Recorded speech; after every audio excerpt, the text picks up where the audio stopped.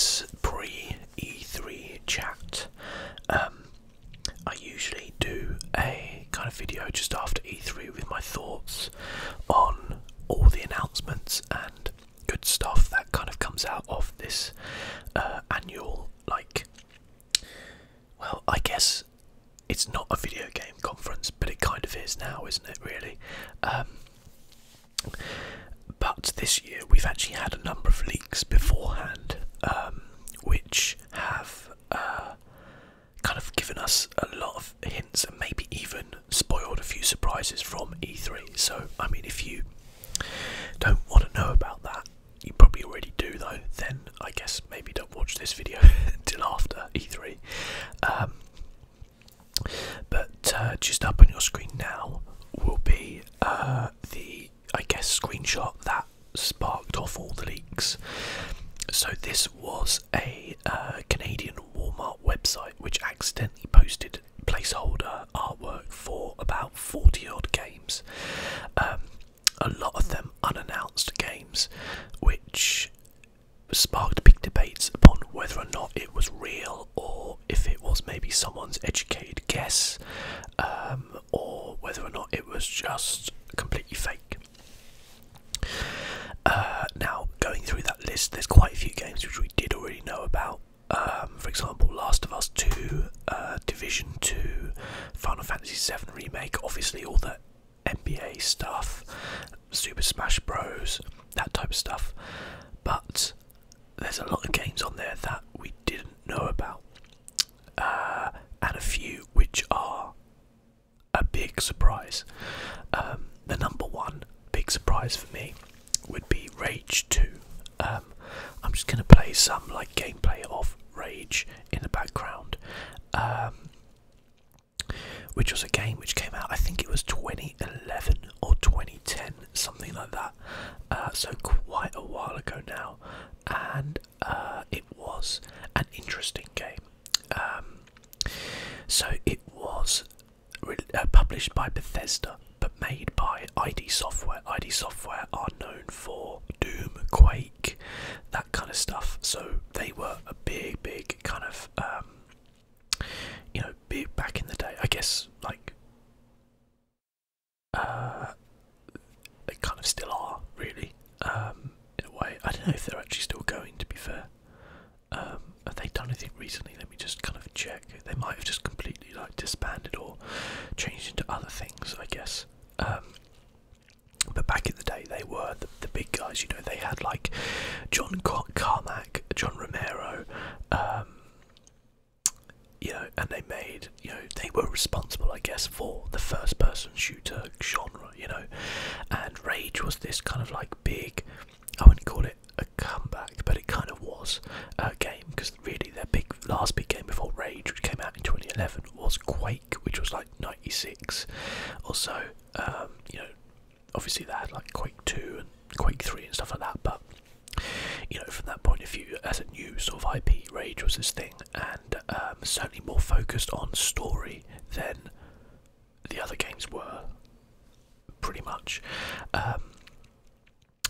So yeah, and it was actually the last game that John Carmack made as the kind of head of that studio, I guess, on there. So it's a weird one, because let me have a look at like Metacritic and see what Rage actually got in terms of review, because I don't remember it reviewing that well at the time.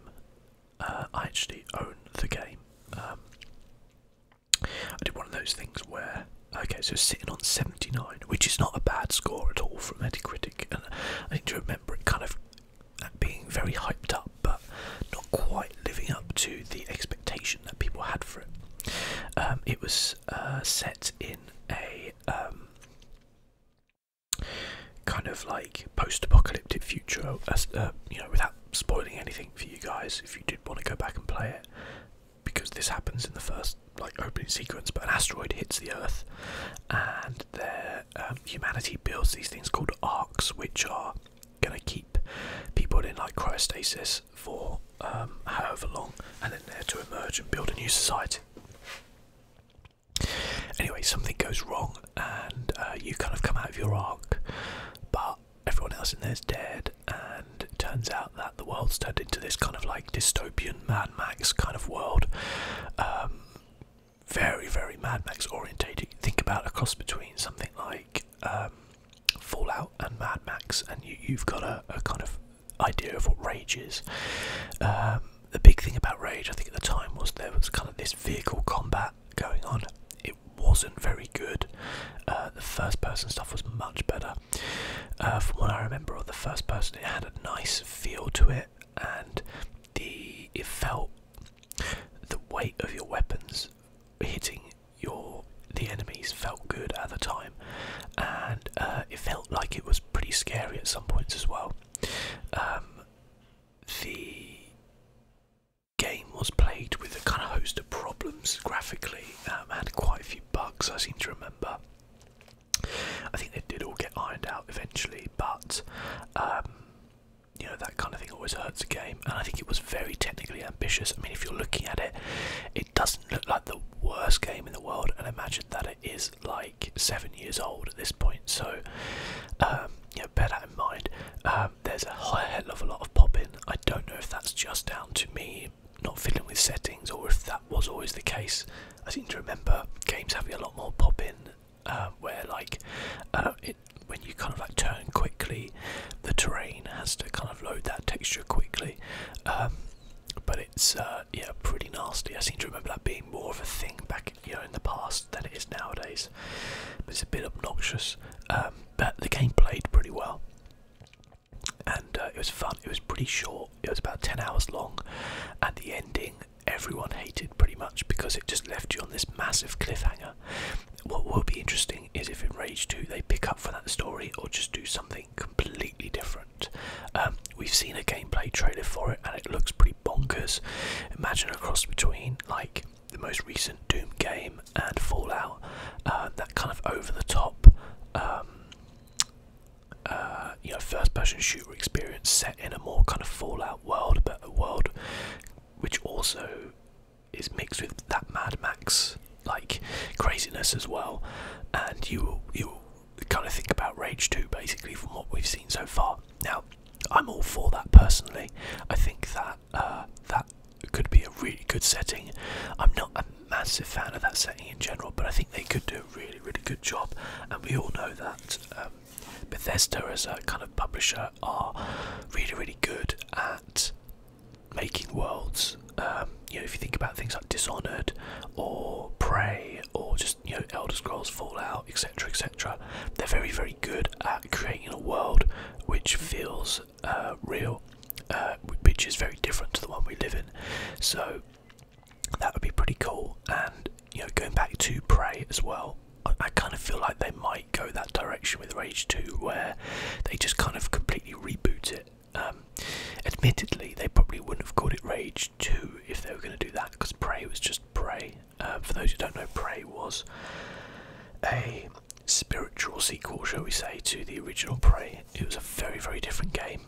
I liked Prey. I thought it was good.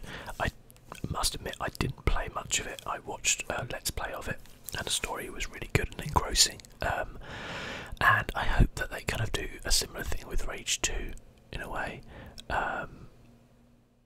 But also, as I said, they do have that massive cliffhanger from Rage 1, so it would be interesting if they just pick up from there. It would also be interesting because I don't think there's many people who've actually played Rage 1 out there, at least to completion anyway. I didn't play it to completion, but I did watch a Let's Play of it all the way through, so I kind of know how it ends, but I'm not going to spoil that just in case you guys want to catch up. So yeah, it's a very interesting announcement. Now, going back to the kind of big list, I guess, of the games which were leaked, one of the reasons why I believe this list is now real is because of the announcement of Rage 2. So once that got leaked, Bethesda then started, I guess they weren't going to release anything until E3, but then maybe felt their hand was a little bit forced, and they released like a trailer for it, like just a teaser trailer, and then like a gameplay trailer. So we know Rage 2 is real.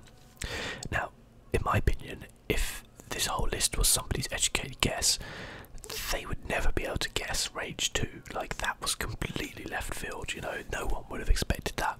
Sure, people might have expected a new Splinter Cell, they might have expected Just Cause 4, they might have expected Lego DC Villains, or Gears of War 5, that type of thing, but I don't think anybody would have expected. Also, by the way, there's an ice cream van outside, so I apologise if you can hear that. It's quite annoying, but ice cream is tasty, you know. Anyway, so yeah, I don't think they would have guessed at Rage 2, so I kind of believe that this list is now real. And just working off that assumption, we haven't heard about a lot of the other stuff that's kind of going on this list, but we can kind of make some educated guesses. In terms of the Division 2, we already knew about that. I'm really looking forward to the Division 2. I hope that they don't kind of do a Destiny where it feels like they learnt a lot of lessons in Division 1, sorry, as they did in Destiny, and by the end of its lifespan it went from a game which was criticised quite heavily for like endgame content and other things in the game, loot and stuff like that, to a game which felt really, really good by the end and had lots of content and it was interesting and kept people going, and also, in my opinion, had one of the best kind of multiplayer experiences or PvPvE experiences that I've ever played in video games. So I'm very excited for the Division 2. I loved the setting of the first one as well, it was amazing, and I am very excited for the second one. We knew that it was coming, they'd already announced it. We don't know when. My best guess would be maybe like February, March next year, 2019, because Division 2 came out around then and was a massive seller, so I think they might go for the same spot. Splinter Cell, there's been rumours of getting a Splinter Cell. The last Splinter Cell was what? Splinter Cell Blacklist, I want to say. Really good game, by the way. I'm not a die-hard Splinter Cell fan, but I have played most of the games. I think there was a period where I didn't. So 2013 was Blacklist. I'm assuming that that's the most recent one. Yeah, looks like it. I'm a big fan of the kind of Tom Clancy games, that I generally really like them, and you know, a modern day Splinter Cell, or you know, not modern day necessarily, but what I'm saying is like with modern day technology and graphics and you know stuff going on in it, could be really, really good. Yeah, so that's pretty exciting to come. It was, I think that was one where it was like you could have guessed that the Splinter Cell would be coming at some point. It would be interesting to know what it would be called, whether they kind of like just reboot it down to Splinter Cell perhaps, or if they do something different with it, like it's another kind of like Splinter Cell and then you know something after that. We'll see, I guess. Because it's been a while, I'd imagine they probably just go Splinter Cell. Insurgency Sandstorm is kind of like one of those semi-realistic like shooters. I watched a trailer for it, it looked alright. Not perhaps my sort of thing, but I'll keep an eye on it. Last of Us 2 we already knew was coming, and looks good. I didn't really have too much to say on it because we don't know a lot so far. We've just seen some kind of like theatrical cutscene trailers. We haven't seen anything else, so I know that Sony have confirmed that they're going to focus on 4 games at their press conference, which are obviously Last of Us, Death Stranding, which I'm really looking forward to seeing more about and just working out what the hell it is, because that trailer we got at was it the Game Awards, I think? Yeah, I think it was the Game Awards, was really cool. And yeah, and you know, in so much as Kojima's last game I really enjoyed, not only from a story point of view, from a gameplay aspect, so Metal Gear Solid 5, The Phantom Pain. I'm really looking forward to Death Stranding. I think it's important to not perhaps overhype things or think that it's going to be the game of the century or anything like that, but yeah, because Metal Gear Solid 5 wasn't the game of the century, it was a really, really good game, but you know,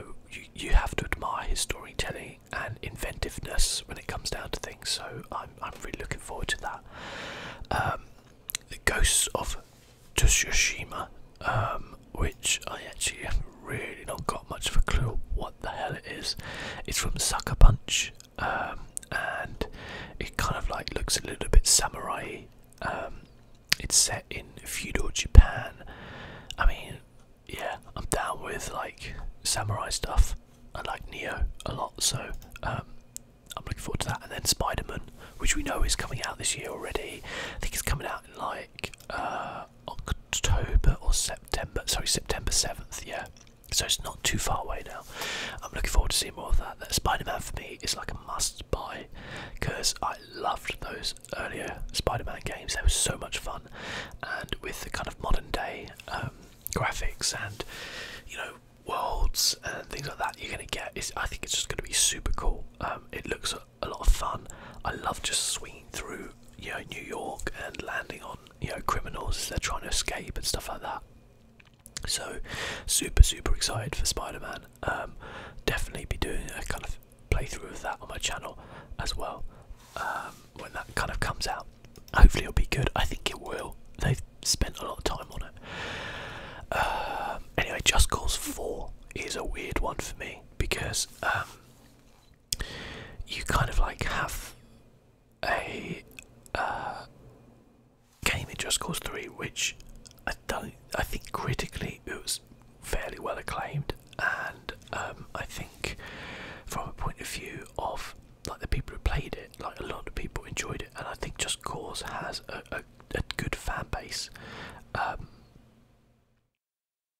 but I'm just not sure if commercially it was that successful that it warrants Just Cause 4 basically. The formula of it, I think they need to mix up a little bit. They need to do something a bit different. I know that people love the craziness, and I always go on Reddit and see all the, the little videos that people make of like the physics and stuff like that, and it's cool. But I feel like to actually attract a new crowd, not just the kind of loyal fan base for it, they probably need to do something a little bit different. Yeah, it seems like from a critical point of view, Just Cause 3 kind of landed around 7 and 8 out of 10. Came out in 2015, so it's only been like 3 years if Just Cause 4 comes out this year. So that will be interesting to see what we get from that. Other things on this list, I guess, that we didn't really know about: Destiny Comet. People have kind of been speculating about this. I'm 99% certain that is just a code word for the next expansion coming out. I could do a whole video on my thoughts on Destiny. Maybe I will at some point, but for now I'll just say that this better be a good expansion, okay? I feel like we say that every time. Final Fantasy VII Remake, who knows when the hell that's coming out. Borderlands 3, it's been quite a while since we had Borderlands 2, and like obviously the Borderlands series is very like beloved with people. I genuinely really enjoyed it. It's been 6 years, so 2012 Borderlands 2 came out. It's obviously a very beloved series, a lot of fun. I love kind of like loot shooters, if you like, and Borderlands has this cool aesthetic to it, which is really nice, and it means that you can kind of play Borderlands 2 now and not feel like the graphics are terrible because it's got this unique shaded style to it. So yeah, I really like that, and Borderlands 3 is great. I think this is the right time for it to come out, and I'm looking forward to that 100%. I think it should be good fun. Assassin's Creed, that's an interesting one, because are we going to get an Assassin's Creed this year, or we know Ubisoft took a year off. Was that just they're going to take a year off then, or are they going to release now an Assassin's Creed every year again until people get bored with it again? It's going to be interesting. Origins was obviously really good. Thoroughly enjoyed that.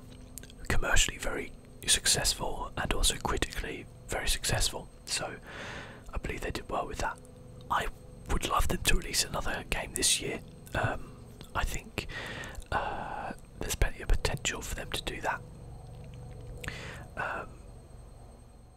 And I wouldn't have a problem with it, but I do think that maybe the biannual release of it would be a little bit better, especially as Ubisoft are releasing a lot of games at the minute. So I guess we'll see what happens with that. But for me, I was never one who was like, oh, I'm bored of Assassin's Creed. I loved Unity and Syndicate, and I didn't really have a problem with it. I just enjoyed them as games. So I can understand if you're a big die-hard fan of the series and played through every single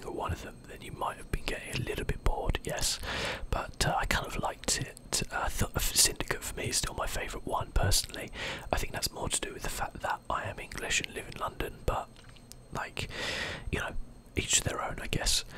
But I would like them, or I'd like to see something about a new Assassin's Creed coming out. Lego DC Villains. I'm not a huge Lego game fan. I love like the Lego Star Wars games, stuff like that. But I feel like the whole Lego thing is just really saturated right now. If that makes sense. I don't mind these ones when they do it where they don't necessarily follow a movie, so it's not like the Star Wars, the current like Star Wars Legos or whatever. I like it when they do their own thing with it. That is cool. But also, I don't know, it just feels a little bit like maybe we take a break on the Lego stuff for a while, you know. What else have we got in it? Beyond Good and Evil 2 we knew was already announced, but there is talk of them having like gameplay trailer and stuff like that at the next E3, which is going to be cool. I'm looking forward to that game. Dreams. I don't know if that game's just a joke now or what. It seems to, they've been saying it's going to. I remember watching that E3 like 2-3 years ago, and it was supposed to be coming out soon, and no one still knows what the hell it is even really. So, guess we'll wait and see on that one. And that's just about it from that leak. We've also had some other companies kind of announce stuff recently as well. Treyarch, who are making Call of Duty Black Ops 4, have announced that it won't have a single player campaign. This is very, very interesting. So the first Call of Duty, or the first, I guess, of the big, I guess that and Battlefield, to turn around and actually say, we're not going to do a single player campaign. Now, I am a big single player fan, okay? I love single player games. I mostly play single player games, but I'm actually totally behind this decision, which might surprise you. The reason being that I firmly believe that a lot of the time when game companies try to do both, as in have a robust single player campaign and then have all these different multiplayer modes, they often fall short on both, especially when they have a short turnaround like these Call of Duty companies generally do. Like they only have 2 or 3 years really to release and get this game out, and that's a tough ask when you're trying to build a big, you know, or like a 10-15 hour campaign with all the bells and whistles and then all these other multiplayer modes, which is more your bread and butter. Everybody knows that Call of Duty, the majority of the player base don't even touch the campaign. They know this. I'm sure that's why they're doing it. I personally have enjoyed the Call of Duty campaigns. I didn't play the last one, but the one before that, I think with Jon Snow, I really enjoyed, and kind of ones before that in the past I've really enjoyed as well, and I think they've been good and they've been fun. But going forward, I think it needed to drop that personally. I'm absolutely fine with it doing that. I don't think it will affect, I don't think this is the end of single player games at all. I think what it means is that it's a game company going, games, people expect more from games nowadays. They expect more for their $40, and if we put in hundreds of man hours into making a campaign that maybe only 10 or 15% of the people who buy a game actually use or play, or at least play through to completion, then what's the point? We might as well just focus on the multiplayer and make the best multiplayer we can. Now, the caveat to that is, are they going to ditch the single player and then give you just the multiplayer stuff that you generally get, or are they going to actually make a really robust multiplayer suite for people? From what they've announced so far, they've said there's going to be like 3 different zombie modes. There's going to be a battle royale style. I'll come into that in a minute. And then obviously, I guess all the usual stuff, McGubbins, that you get that they've announced so far. We'll have to wait and see how robust those are and how big they are, and whether or not they're just kind of tacked on stuff, or whether or not they're really interesting. The zombie modes look quite interesting, but we have to wait and see. As for the battle royale thing, I'm personally okay with it. People have kind of slagged it off as them jumping on a bandwagon. The thing I would say to that is that battle royale games at the minute, you have basically 2 of them, right? You have PUBG, and you have Fortnite. Fortnite being the biggest one currently, although PUBG is still pretty big and has a big fan base. Both those games, in my opinion, are bad. Okay, now bear with me on this, because a lot of people are going to be like up in arms at this. I say they're bad, not because they're bad in my opinion, okay, because they're the beginning of the genre, okay, so they have created this genre. Maybe you could argue not technically created it, but certainly they are the first big games on it, and as a result they don't have a lot of different things going on in it. So if you look at Fortnite, there's just the one map. You know, you do the same thing. You know, you parachute in. You know, you go around, you find some loot, you shoot people, your circle gets smaller, you move in, and you do that. They've come up with a couple of different game modes, like 50v50. They've got squads and single, but when you look at that as an actual overall package, there's nothing going on there, really, is there? That's like, I mean, it's free for a reason, you know, because there's really not much going on. And don't get me wrong, like, from a value proposition, obviously it's fantastic, it's free. You know, you can go and play the game and do that, but looking at it from a game point of view, there's not much going on there. And I know people will say, well, yeah, but it's the, you know, the replayability and the strategy that you use and stuff like that. But obviously, if you're going to, you know, that is the beginning of, you know, like in the very first-person shooters almost, you know, it was just nice to go and shoot people. Nowadays, we expect so much more, you know, from it. And I think, like, by the time these games come out, I think people would have got bored with Fortnite unless they really ramp it up and stuff like that, and I think they'll be looking for a new Battle Royale experience, and I think this could be a really good move for Call of Duty if they do it right. And the reason why I say that is because if they just basically do a cut and paste of like PUBG, then like that's a bit crap. If they do interesting things, and we haven't really seen too much of it, but they have said there's going to be like helicopters and vehicles, and it looks like these kind of tall office blocky buildings and things. I think it could be really cool. I'm actually just going to pitch my idea for a Battle Royale game right now, and that is a Battle Royale game based upon something like films The Raid or Judge Dredd, where it's just set in one building, one huge tower block building. Everyone starts at the bottom, and you have to work your way up to the top because the floors fill with gas as you're going up. As you're going up, you could have a game mode where maybe there would be like some zombies or PvE stuff as you go up, but probably not, probably just other players. But on the first 3 floors there are no weapons, so you just have to scramble up to get to that 4th floor to get a weapon, and then you can either choose, I guess, to shoot people or keep working your way up to the top and do things like that. And the floors would be really big and expansive, and they'd all have different themes. There'd be like office blocks, apartments, restaurants, as you work your way up, sort of thing, and it'd all be different. And obviously, like, once you get to the top, that, you know, the gas stops, and you know, whoever's the last person alive is the winner. I thought that was a really cool idea, by the way. Anyway, I've gone off track. I apologise if you can hear the washing machine in the background as well. You gotta wash your clothes, you know, it's an important thing in life, trust me. So yeah, I think it could be good for Black Ops 4 to do this, if they do it right. Obviously, if they're just going to go for a cash grab and do it half-heartedly, then, you know, that's the way it is. But, you know, if they do it right, they perhaps have a multitude of different maps for a Battle Royale, or at least plan to release a multitude of maps going forward, you know, as well as have their other game modes, as well as the zombie mode being expansive, then I don't think I'd have a problem picking it up, because I think that's the sort of game you could put a lot of hours into.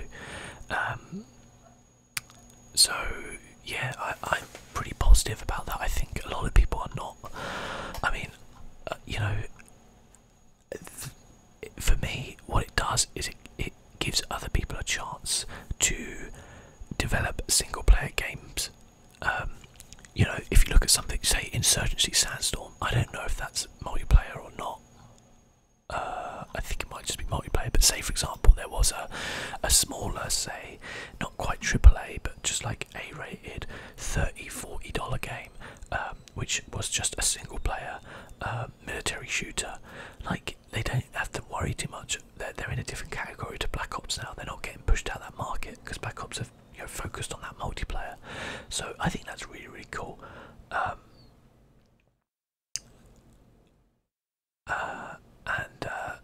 Yeah, I'm like totally behind that move, to be completely honest with you, which is probably a surprise to a lot of people who know that I love single player games. But in my opinion, if you're not gonna 100% do a single player experience, if you're not 100% behind it, don't bother. And that isn't to say that they haven't been good in the past, but they've got shorter and shorter and shorter, and eventually they were always going to go. And from a budget point of view, you know, if they're obviously having to pay for all the voice actors like Jon Snow and Conor McGregor and people like that in the game, then they can invest that money hopefully in creating a better, more robust single player experience. I guess that would be the ideal situation. We all know that from video games point of view, ideal situations don't often happen.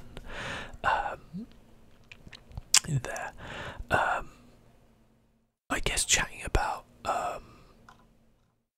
other games that we know are coming up, and for me, one of the biggest things I'm really interested in seeing at E3, which we know we're going to see a lot more of, is Anthem from EA. This is the game, I think, the game where I have the most trepidation about, because we all know that EA, and specifically BioWare, are capable of making fantastic games, okay? We also know that EA have some of the most nefarious business practices of any possible game company out there in existence. The question is going to be, can they resist the temptation to completely monetize everything in this game? And the second stage is the game going to be good? A lot of people slag off Mass Effect Andromeda. The game is not as bad as people make out. People make out of that game is like a 4 out of 10 or something. It's not. It's a 7, maybe 8 out of 10 once, a 7 at launch, 8 now that they fixed a lot of the bugs and stuff. Okay, it's decent. It's not up there with Mass Effect 2 or 3 in terms of quality and story. Okay, sometimes, when you're building on a game, you can't, not every game you hit's a home run, but there were some really interesting things going on in there, which I'm really looking forward to seeing how they build upon that in Anthem. From the trailer we saw, it looked good, but I will just say that those sort of early trailers, the game rarely ever looks like that when they actually finish it. Examples of that being things like Watch Dogs, many others. I can't even think of it off the top of my head, but yeah, I'm looking forward to it. But I have a lot of trepidation for it. Could it be, the Destiny killer that people are waiting for? I don't necessarily think so, because it feels like it's going to be a bit of a different game. But I think it could be. I think it looks more of a Monster Hunter, like a futuristic Monster Hunter from what we've seen, which could be really cool. That for me is one of the games I'm looking forward to most. I'm pretty sure we're not going to see it this year. Let me just check when they're saying the release date is. March 2019. There you go. Yeah, so March 2019. I can imagine that you should probably hold on to the fact that that's definitely going to come out then. I could see it getting pushed, but I guess we'll see.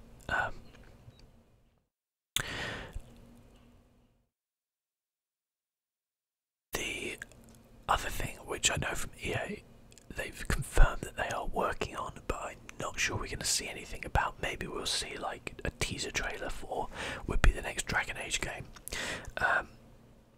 Even though I don't really have any Dragon Age content on this channel, just because we haven't had a game in quite a while, I guess. I am a massive Dragon Age fan. I played through all 3 of the games. I love all 3 of the games. Yes, even 2, which people seem to dislike, but I really liked it still. I love that world, I love that lore, and I would be so excited for another Dragon Age game. I'd be, and this is a big one, I'd be as excited for another Dragon Age game as I am for the next Elder Scrolls games, put it that way, because I love Dragon Age so much. It's such a good game. So we might see something from there. So all in all, I think we've had some really interesting leaks and little peeks into what we're going to see at E3. And obviously, I'll still do my look at the end of E3 and what we're going to get. And that would be really exciting, I think. But till then, guys, thanks for just kind of listening in. Let me know what you're looking forward to